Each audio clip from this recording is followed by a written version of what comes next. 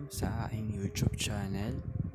Kung bago lang kayo sa aking channel, huwag kalimutang mag-subscribe at i-click ang notification bell para lagi kayong updated sa mga videos. Gagawin din po natin ngayon ay ang Psiphon Pro. Lalagay ko po sa description box yung link para ma-download nyo. Let's get started na po. Click lang po natin yung Psiphon Pro. Ayan po, click po natin yung tunnel whole device. And then, i-click po natin yung OK. And then, click lang po natin yung allow. And then, yung OK. Stop lang po natin. And next step po, pindutin po natin yung options. And then, yung more options. Diyan po, hanapin po natin yung connect through an HTTP proxy. I-click natin. Tapos yung custom HTTP headers. I-click po natin siya. After po nyan, i-click po natin yung sa add custom HTTP headers. I-check po natin.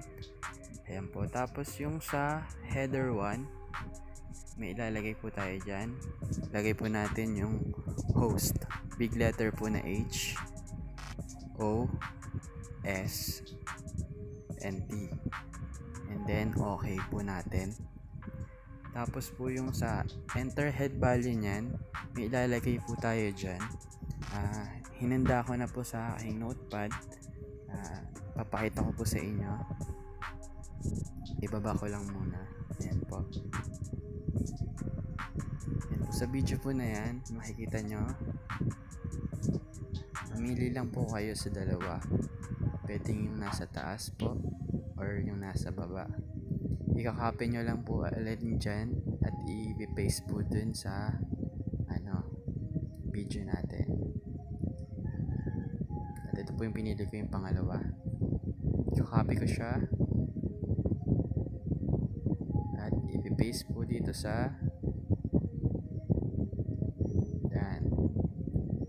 And then i-click ko lang po yung okay. After po nyan, magbaback lang po tayo. And then, ibaback pa po natin ulit. I-click po natin yung start. Ito pupunta po tayo sa stats. Hintayin po natin siyang mag-connected. Ayan po. Ito nyo naman po. Connected na siya. Next step natin, i-try na po natin siya sa YouTube kung gagana ba. Magpi-play po ako ng video.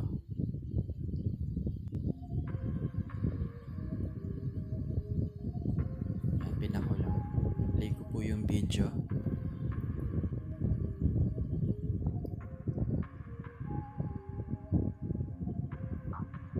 Yan po mga boss. Makita nyo naman po. Working naman po.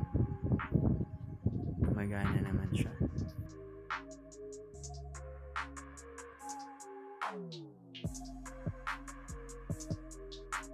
For more videos po, huwag pong kalimutang mag-subscribe at i-click ang notification bell para lagi kayong updated sa mga ating susunod na videos. Yun lang po. Maraming salamat.